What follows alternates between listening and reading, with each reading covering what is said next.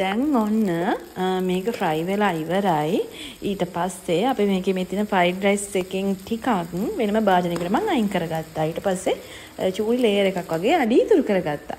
දැන් ඔන්න අපි මේ රසම රස චිකන් කරි එක පේනවනේ උකුවට වගේ තියෙනවා.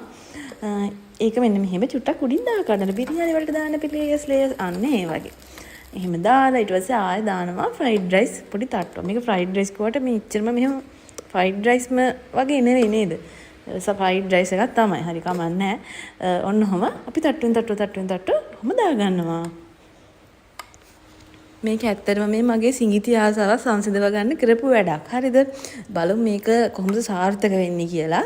ඔන්න දැන් අපේ අවසාන අදීරය තමයි යන්නේ. ඉතින් ඔක්කොම ටික මෙහෙම දාගමුකෝ.